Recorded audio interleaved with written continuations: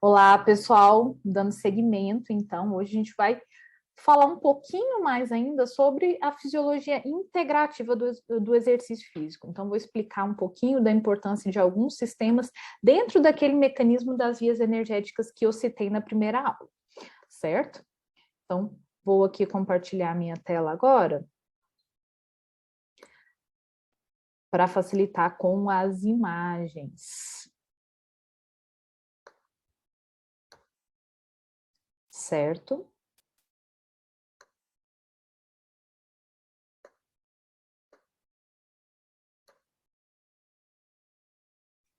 Bom, vamos lá.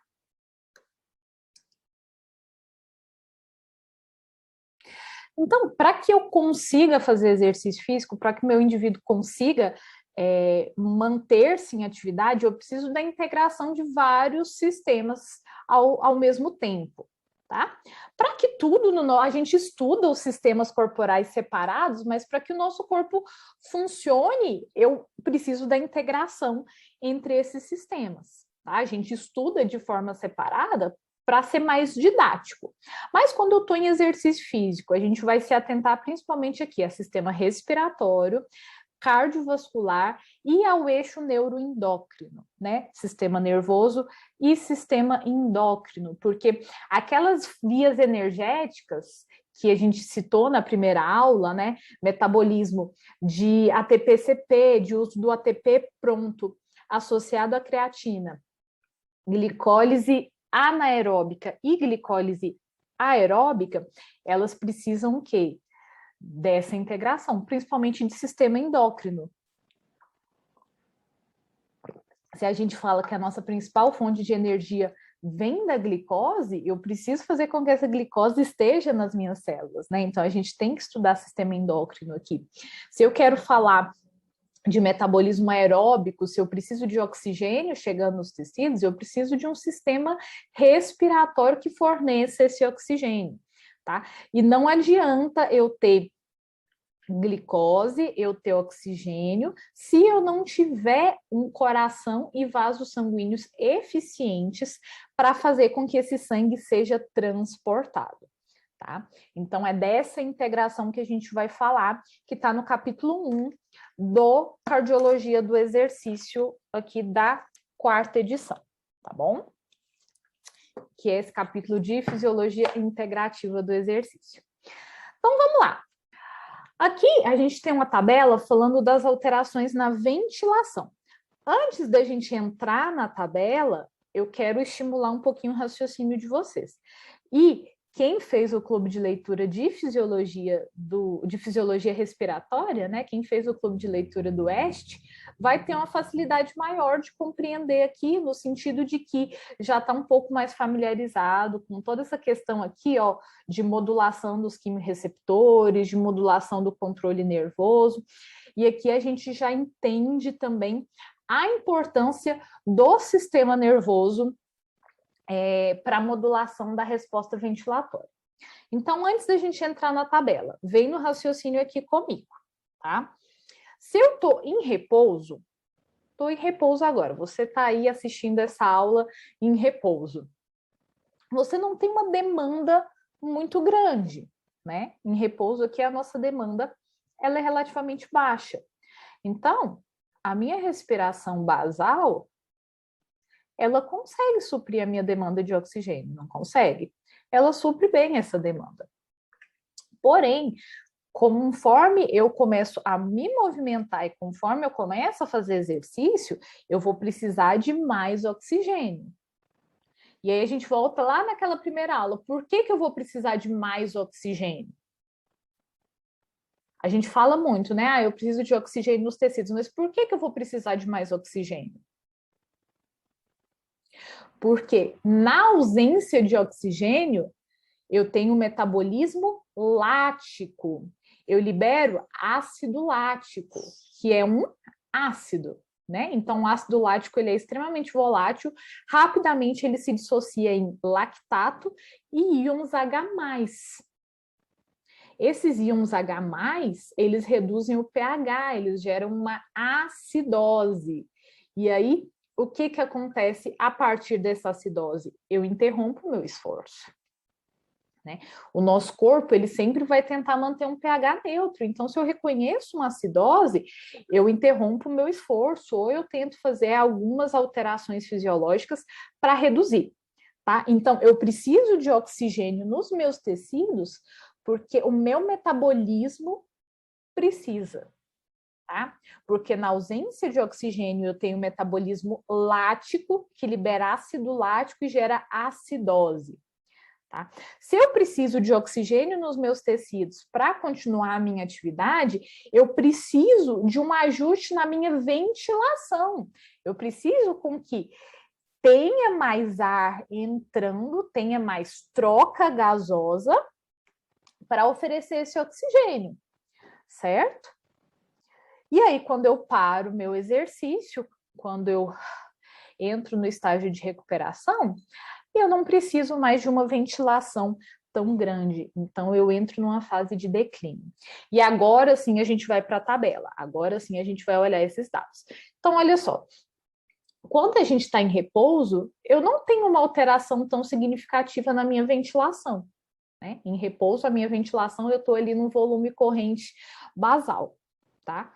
Então, eu tenho uma modulação dos meus quimiorreceptores centrais e periféricos o suficiente para manter um volume corrente fisiológico. Tá?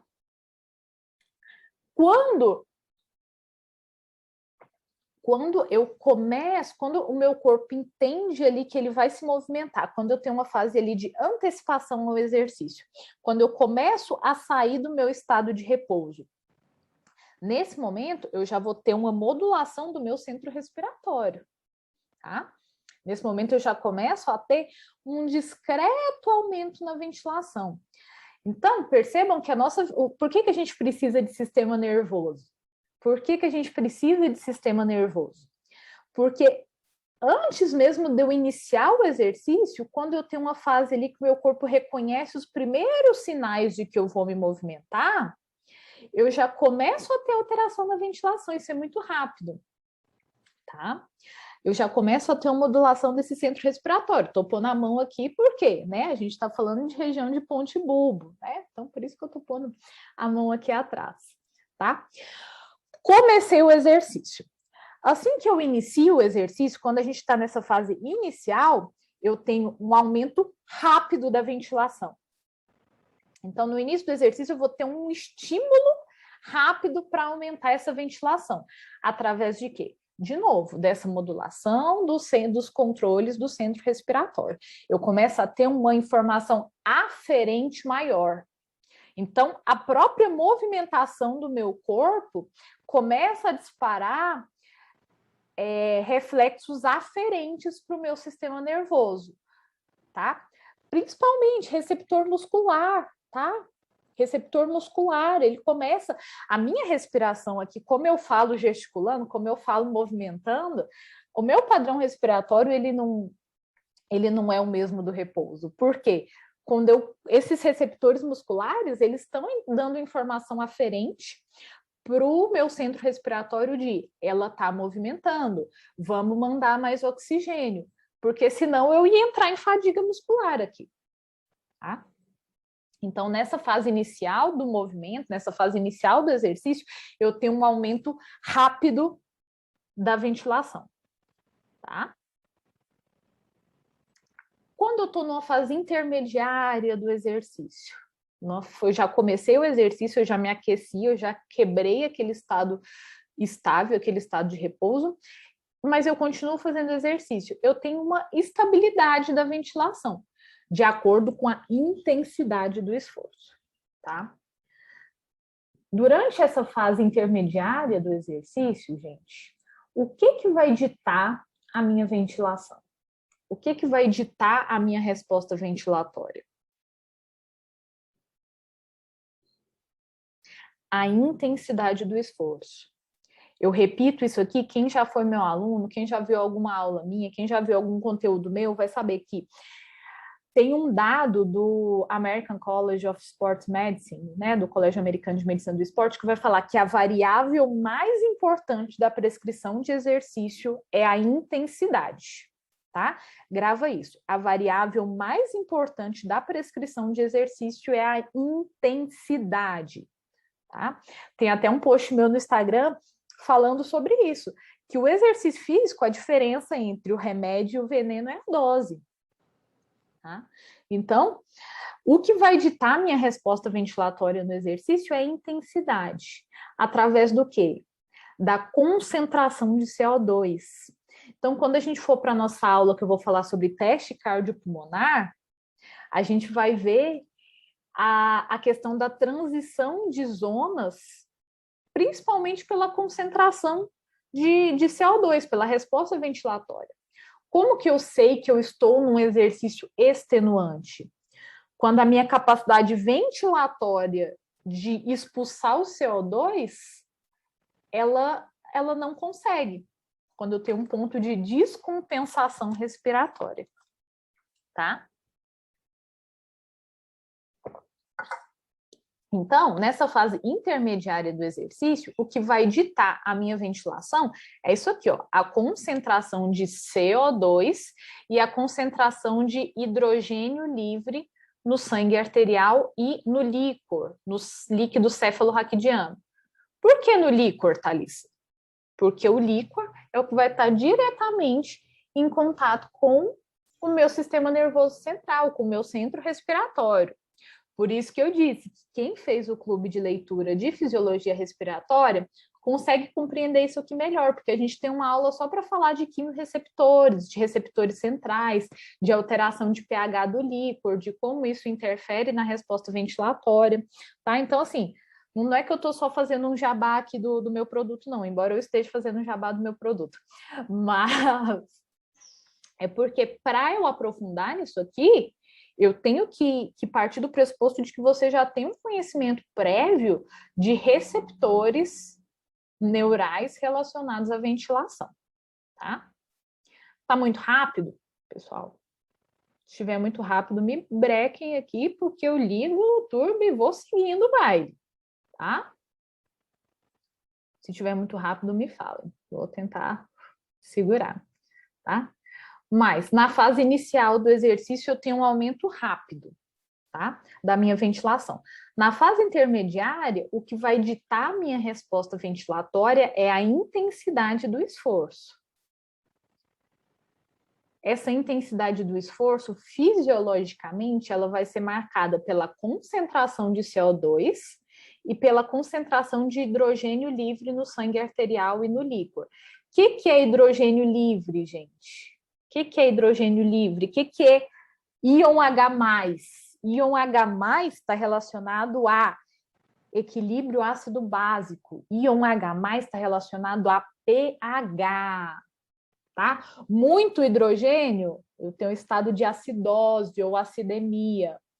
Pouco hidrogênio, um estado de alcalose ou alcalemia. Certo? E na fase final do exercício, também o que vai ditar a minha alteração aqui na ventilação, de novo, é a concentração de substâncias no meu sangue, de potássio, tá? De catecolaminas e a modulação da temperatura corporal, tá? Lembra que na minha produção de energia, eu tenho...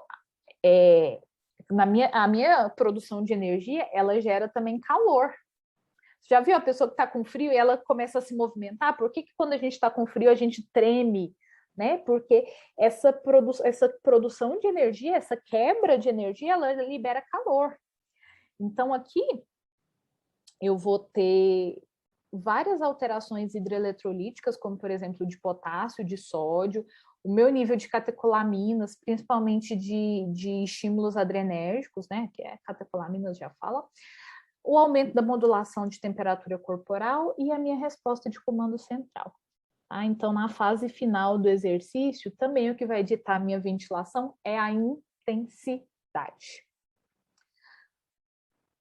Parei o exercício. na minha fase de recuperação. Eu vou ter um declínio primeiro. Parei o exercício, interrompi. Eu vou começar a ter um declínio rápido da minha ventilação, então a minha frequência respiratória que estava lá em 30, de repente, ela vai baixar, né? Por quê? Eu vou ter uma diminuição da estimulação via aferente para o meu centro respiratório, e aí na minha fase final do exercício eu começo a ter um declínio bem menor, tá? Minha ventilação volta aqui para o estado de repouso, tá?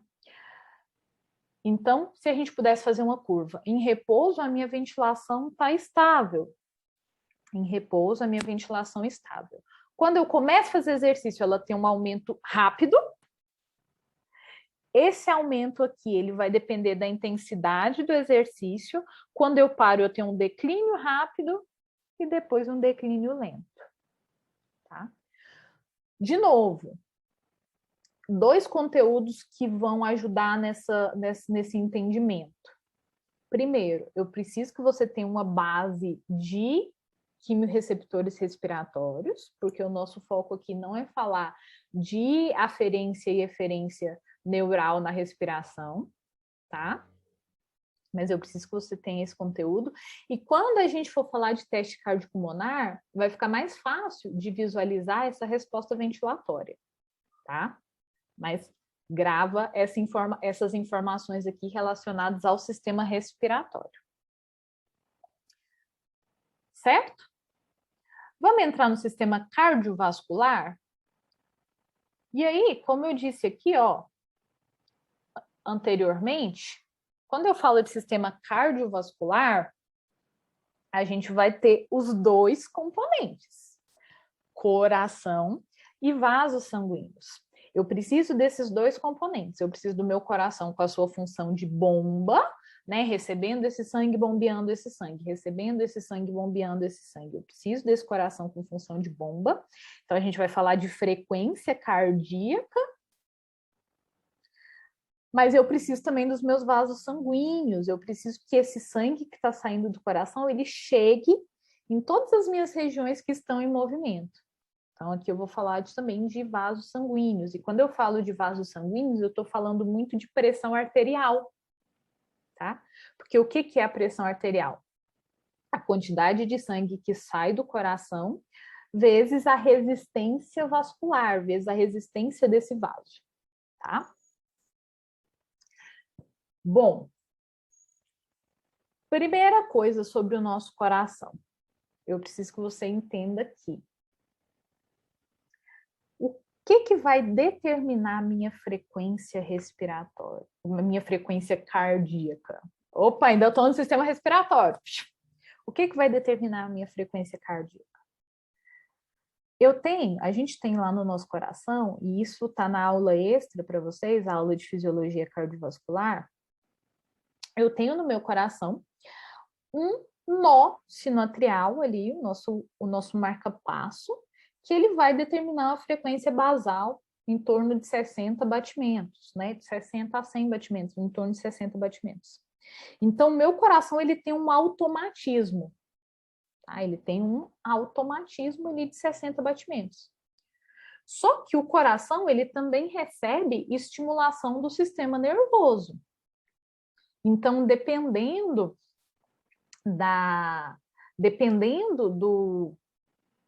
do estímulo nervoso que chega, essa frequência arterial ela vai subir ou vai descer. E aí a gente vai ter uma aula para falar de sistema nervoso autônomo, tá? Sobre modulação simpática e parasimpática e como que isso interfere no batimento cardíaco, tá?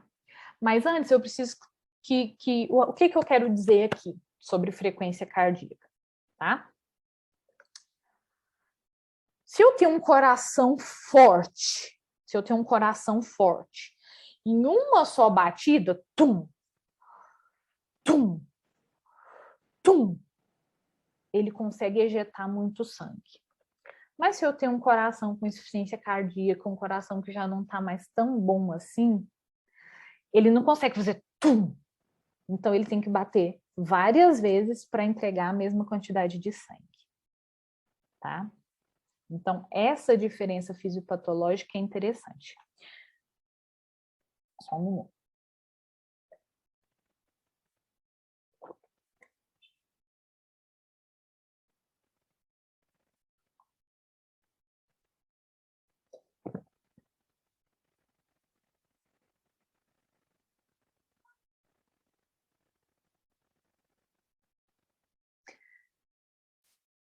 Paula, vai depender muito do que está deixando essa pressão arterial baixa, tá? Depois eu volto para te responder isso aqui com calma, tá bom? Mas vai depender do que está deixando essa pressão baixa. Por quê? Quando você faz exercício, ela sobe, mas após o exercício vai ter efeito hipotensor. Então, eu tenho que ter cuidado para no final essa pressão não baixar mais ainda, tá? Então, vamos falar de resposta da frequência cardíaca e resposta da pressão ao exercício. Vamos falar de comportamento. Comportamento da frequência cardíaca e comportamento da pressão arterial ao exercício. Por que eu preciso saber isso? A gente vai partir do pressuposto de que somos profissionais do exercício e, como profissionais do exercício, a gente vai submeter o indivíduo ao exercício. Então, eu preciso saber o que é o comportamento fisiológico, tá? Por quê? Se eu sei o que é fisiológico, eu sei o que esperar. E aí, se a pessoa sai do que é fisiológico, bom, eu vejo que tem alguma alteração. Então, o que é o comportamento fisiológico da minha frequência cardíaca no esforço? A minha frequência cardíaca ela vai subir em paralelo à intensidade do esforço. Então, olha aqui para mim. Minha frequência cardíaca ela vai aumentar em paralelo à intensidade do esforço. Então, conforme o meu esforço aumenta, a minha frequência vai aumentando para entregar mais sangue e, consequentemente, mais oxigênio, tá? Então, aqui, ó, nesse gráfico, o que a gente está vendo? Ó, vamos se atentar aqui, primeiro, a essa imagem vermelhinha. Conseguem ver meu mouse? Então, ó, comportamento da frequência cardíaca durante uma sessão de exercício progressivo máximo, ou seja, aqui a gente está vendo o comportamento da frequência no exercício progressivo, então o exercício vai aumentando a intensidade. O que eu espero fisiologicamente? Que a minha frequência também vá aumentando, tá? Então, vamos ver primeiro esse aqui em vermelho. Ó, o que esse gráfico conta para a gente? Então, sempre a gente vai pegar e vai estudar aqui o gráfico. Aqui embaixo eu tenho a potência, né? Em watts aqui, tá? Então, ó, o indivíduo está num ciclo ergômetro, aqui eu vou aumentando a intensidade, a minha intensidade aqui está expressa na potência, e aqui nesse eixo vertical eu tenho a frequência cardíaca. A gente parte de um indivíduo com frequência cardíaca basal de 80 batimentos, e eu vou aumentando a intensidade do esforço. Se eu vou aumentando a intensidade do esforço, olha o que vai acontecendo com a minha frequência cardíaca. Ela vai aumentando, aumentando, aumentando, até chegar na minha frequência máxima. Para esse indivíduo aqui do exemplo, a frequência máxima foi 160. Então, ele fez um teste progressivo e máximo. Foi progressivo porque foi aumentando e foi máximo porque chegou na frequência cardíaca máxima, tá? Esse é o que a gente vai falar nas próximas aulas de um teste cardiopulmonar de avaliação aqui. Aqui a gente tem um teste máximo. Normalmente esse paciente vai fazer esse teste com o médico, testes máximos, tá? Por questões de segurança. Mas depois eu vou falar mais a respeito que o fisioterapeuta também participa desse processo aqui de avaliação, tá? Aqui, gente, já nessa linha rosa, posso dizer que isso é rosa? Bom, aqui nessa outra linha, eu tenho uma adaptação ao exercício, um efeito de adaptação ao exercício, tá? O que está acontecendo aqui? Observem que o indivíduo ele já começa de uma frequência cardíaca mais baixa quando ele é treinado. Por quê? Quando eu faço treinamento, acontece aquilo que eu falei para vocês, o coração ele vai ficando mais forte. Então, ele começa a bombear mais sangue sem ter que bater tantas vezes, tá bom? Então, aqui, ó, ele já começa com a frequência um pouco mais baixa, em torno de 60 batimentos, e aí, conforme vai aumentando a intensidade do esforço, a frequência cardíaca dele também vai aumentando, em paralelo à intensidade, tá? Só que, olha aqui, em vermelho, a gente está falando do indivíduo destreinado. Um indivíduo destreinado, ele aqui com mais ou menos 110 watts de potência, ele chegou na frequência cardíaca máxima. O que é o efeito do treinamento? Olha que coisa linda, e por que a gente tem que valorizar a fisioterapia cardiovascular? Com treinamento, esse paciente aqui, ó, ele fez um treinamento físico de 40 minutos 3 vezes por semana, tá? Durante 4 meses. Então, 40 minutos 3 vezes por semana durante 4 meses, tá? Ele mantém a mesma frequência cardíaca máxima, porque isso aqui é fórmula, 160. Só que ele chega na frequência cardíaca máxima numa intensidade muito maior. Ao invés de 110 watts, ele vai lá para 150, 160. Então, qual que é o efeito do exercício? Presta bem atenção aqui. Qual que é o efeito do exercício físico no comportamento da frequência cardíaca? Eu vou precisar de um esforço muito maior para chegar na minha frequência cardíaca máxima. Eu vou tolerar muito mais esforço. O que você entrega para o paciente aqui? O paciente consegue fazer mais coisas sem se cansar. Porque vamos supor aqui, ó, aqui com 110, ele chegou no máximo dele, no máximo, na capacidade máxima dele. Agora, ele vai chegar na capacidade máxima dele com 150, 160. Ou seja, eu dou uma margem maior de condicionamento para ele. Antes, aquele esforço que ele cansava muito para fazer, agora ele vai conseguir fazer aquele esforço com muito menos cansaço. Porque, ó, antigamente, nesse esforço aqui, ó, antes desses 4 meses, tá? Esse indivíduo aqui do exemplo, ele estava com 160 batimentos aqui nessa zona. Vamos supor que ele estava pedalando ali com 110 watts, ele chegou no máximo dele. Agora, com 110, ele está ali, ó, com 120 de frequência, ele ainda tolera um tempão. Então, é isso que o treinamento físico ele vai fazer no indivíduo cardiopata. Eu dou uma margem de esforço para ele. Só que é qualquer exercício físico, Thalys? É qualquer exercício físico? Não. Se a gente ler aqui, ó, esse paciente ele fez um treinamento físico de 40 minutos, 3 vezes por semana, na intensidade entre o primeiro e o segundo limiar. A intensidade do exercício foi entre o limiar anaeróbico e o ponto de compensação respiratória. Ou seja, teve uma prescrição adequada, tá? Não é pegar esse indivíduo e colocar para fazer exercício de qualquer jeito. Na próxima aula eu vou falar para vocês sobre teste cardiopulmonar. E aí vocês vão entender o que é o limiar anaeróbico e o que é o ponto de compensação respiratória, o limiar 1 e limiar 2.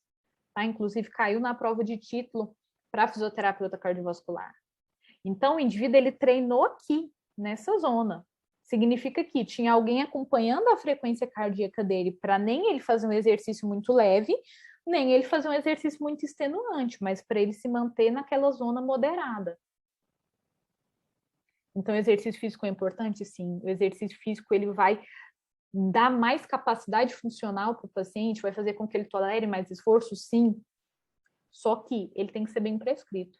Então, perceba que tem aqui, ó, treinamento físico tipo aeróbico, tempo, 40 minutos, frequência, 3 vezes por semana, intensidade, entre o primeiro e segundo limiar. Frequência, intensidade, tempo, duração, volume, progressão. tá? Componentes da prescrição de exercício físico FIT-VP. Também quem é meu aluno já está cansado de saber do FIT-VP, né? Thalys, e a pressão arterial? Acabou minha água. Thalys, e a pressão arterial? Qual que é o comportamento dela durante o exercício físico? Bom, aí a gente vai ter que separar a pressão arterial em sistólica e diastólica, certo? Em sistólica e diastólica. A minha pressão diastólica, vocês vão ver aqui, ó, em rosinha, que ela não sofre grandes alterações, tá? Claro que isso vai depender se eu estou falando de um exercício aeróbico ou de um exercício de força. Mas aqui a gente está vendo um exercício progressivo máximo em ciclo ergômetro, como foi no exemplo anterior. Então, antes da gente analisar a curva, sempre que a gente pega um gráfico, antes da gente analisar uma curva, a gente precisa ver o que esse gráfico está falando. Tá? Então, vem comigo, antes da gente analisar a curva. Aqui no eixo horizontal, eu tenho a minha potência em watts, de novo. Então, percebam que esse indivíduo está fazendo um aumento de potência, o que para a gente vai representar um aumento de intensidade, tá? E aqui no eixo vertical, eu tenho a minha pressão arterial em milímetros de mercúrio, certo? Então, agora que eu já vi os eixos, que eu já comecei o meu gráfico de fora para dentro, eu vou analisar a minha curva, tá? Então, aqui. Comportamento da pressão no exercício físico. A minha pressão arterial sistólica, ela vai aumentar em paralelo à intensidade do esforço. Sim, o comportamento da pressão sistólica é semelhante ao comportamento da frequência cardíaca. Ela aumenta em paralelo à intensidade do esforço, tá? Por isso que eu vou repetir aquela informação que eu disse há uns minutinhos atrás. Segundo o Colégio Americano de Medicina do Esporte, a variável mais importante da prescrição de exercício é a intensidade. Intensidade. Se eu coloco meu indivíduo para fazer exercício e eu não tenho nenhuma forma de medir a intensidade, eu não estou tendo controle nenhum sobre aquela sessão. Aquilo não é exercício físico, é uma atividade. Eu estou pondo meu indivíduo para movimentar. Porque se eu quero fazer exercício físico, eu preciso ter controle de variáveis. Então, eu preciso medir a minha intensidade pela frequência cardíaca, pelo Borg, pela Borg, percepção subjetiva de esforço, pelo talk test. Eu preciso ter algum tipo de mensuração, tá? Para avaliar essa intensidade. Então, olha aqui, observe o gráfico aqui comigo, tá? A pressão arterial sistólica, ela está subindo em paralelo à intensidade do esforço. Então, esse indivíduo começa com a sistólica de mais ou menos 100 aqui, 100 e pouquinho, né? E aí, conforme aqui embaixo, ó, eu vou aumentando a intensidade, a minha pressão arterial sistólica, ela vai aumentando até chegar no esforço máximo.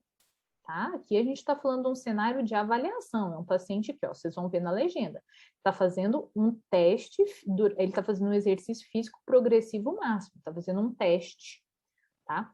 Então, conforme eu aumento a minha intensidade aqui no eixo horizontal, a minha pressão ela vai aumentando também aqui na minha curva até o esforço máximo. E a minha pressão arterial diastólica, Thalissa? Ela vai se manter praticamente inalterada. Ela pode aumentar ou subir cerca de 10 milímetros de mercúrio. Então, ó, ela se mantém praticamente inalterada. Então, quando eu estou fazendo um exercício com o meu paciente, durante o exercício, pessoal, durante o exercício, aqui eu estou falando de um exercício aeróbico, durante o exercício, a minha pressão sistólica ela vai subir, a minha diastólica ela vai praticamente inalterar. Se eu percebo que a minha sistólica não está subindo, ou que de repente a minha diastólica subiu muito, isso é um sinal de alerta para a gente de que tem algo errado com esse indivíduo, de que o exercício não está sendo fisiologicamente dentro do esperado. E é por isso que a gente estuda a resposta fisiológica. Então, a gente falou de pulmão, a gente falou de coração e vasos sanguíneos. Sistema nervoso, a gente ainda vai falar um pouco mais, tá? Em outro momento, sobre sistema nervoso autônomo, tá? Modulação simpática e parasimpática. E agora eu vou entrar rapidinho aqui em sistema endócrino, para a gente finalizar essa aula, tá? O sistema endócrino, ele vai atuar principalmente, quem tá com o livro, ali a partir da página 19, tá? A partir da página 18, tá? Mas eu coloquei aqui as figuras para facilitar, tá? E eu recomendo também que você estude eixo neuroendócrino, tá? É fundamental a gente ter um conhecimento de eixo neuroendócrino, tá bom? Mas o sistema endócrino no exercício, ele vai atuar principalmente na oferta de glicose. Lembra que na primeira aula, na aula introdutória desse clube de leitura, eu falei para você sobre vias energéticas, sobre bioquímica. Tudo vai girar em torno daquele mecanismo de entrega de energia durante o exercício. Então, eu vou precisar de glicose para o meu exercício, seja para fazer de forma lática ou alática. E essa glicose vem da onde? Da minha corrente sanguínea. Só que, gente, a glicose ela não consegue entrar sozinha da corrente sanguínea para dentro da célula. E aqui que é o problema, e aqui que é a questão. Então, vem comigo, acompanha essas imagens aqui. Olha só. Aqui eu tenho uma célula, aqui eu estou tendo o citoplasma, né? E a minha membrana celular. Aqui eu estou tendo uma célula muscular, né? Um miócito aqui. A minha glicose, ela está no sangue, mas não adianta para mim que ela esteja no sangue. Eu preciso que ela venha para o citoplasma para ser quebrada, para acontecer todo aquele processo que eu falei na aula de vias energéticas, para quebrar a glicose, liberar o ácido lático, que vai ser ou convertido em lactato ou em piruvato, para rodar o ciclo de Krebs aqui na mitocôndria e toda aquela questão, né? Então, como que eu faço para essa glicose entrar no sangue? É o seguinte, foca aqui em mim. Quando a minha glicose no sangue ela aumenta, eu tenho receptores que vão ver essa glicose aumentada e aí eles vão mandar uma informação para o meu sistema nervoso. Sistema nervoso, glicose aumentou, via aferente. Meu sistema nervoso via eferente vai lá e fala, pâncreas, estou precisando da glicose, eu estou precisando da insulina. Libera uma insulina aí, senhor pâncreas. O pâncreas libera a insulina, olha aqui ela que linda. A insulina chegando. E a insulina na corrente sanguínea, ela vai se ligar ao receptor de insulina que está na membrana da célula. Quando essa insulina acopla no receptor de insulina, eu começo uma cascata de reações que vão chegar nas vesículas de GLUT4. Essa vesícula de GLUT4 aqui, tá vendo? Ela que vai ser a entrada da glicose para dentro das células. Então, quando a minha insulina, observa aqui o meu mouse, quando a minha insulina, ela acopla no receptor, minha insulina acopla no receptor e começa essa cascata, o meu GLUT4 que estava aqui no citoplasma de boa, ele vem para a membrana e ele abre um canal para a minha glicose, que estava na corrente sanguínea, entrar para dentro da célula. E uma vez que a minha glicose está no citoplasma, aqui eu consigo quebrar essa glicose e produzir energia. Porque aqui no meu citoplasma, que eu tenho as enzimas necessárias para fazer a quebra dessa glicose. Então, eu preciso que essas vesículas se desloquem para a periferia, que essas vesículas aqui, elas se desloquem para a membrana celular para trazer essa glicose para dentro. E para que essas vesículas se desloquem, eu preciso que a insulina se acople no receptor. Quando a minha glicose no sangue ela baixa, eu já não preciso mais da insulina, eu tenho um feedback neuroendócrino que reduz a produção, a liberação aqui de insulina. Certo? Então, durante o exercício, é esperado que a glicose na minha corrente sanguínea, ela reduza um pouco. Por quê? Porque essa glicose ela já não está mais no sangue, ela está sendo levada para dentro da célula. E é por isso que O exercício, ele modula a glicose. Por que que o exercício vai modular a glicose? Porque ele vai tirar ela em excesso do sangue e vai colocar dentro das células. Thalissa, beleza. Isso acontece em indivíduos normais, em indivíduos saudáveis, em condições fisiológicas. Mas e se o meu indivíduo aqui, ele tem uma resistência à insulina? Vamos supor que ele não tenha insulina disponível, porque ele tem diabetes tipo 1, ou que ele tenha uma falha no meu receptor, ele tem aqui uma resistência à insulina. E agora, o que que eu faço? Agora que é assim, ó. Por isso que a gente é apaixonado em exercício. Olha aqui, agora é o pulo. Se eu não tenho insulina disponível, ou se o meu receptor não funciona aqui, porque eu tenho resistência à insulina, tem como eu fazer uma via alternativa, uma via secundária, para trazer essa glicose para dentro da célula. Como, Thalissa? Através aqui, ó, da contração muscular. Quando eu inicio e mantenho uma contração muscular, eu tenho receptores lá no meu músculo. Eu tenho receptores no meu músculo que eles vão mandar essa informação de movimento, né? Eles vão mandar essa informação de movimento. E aí eu consigo ativar uma via secundária, que é a via da AMPK, que está relacionada à contração muscular. E aí eu não necessariamente preciso passar pelo receptor de insulina.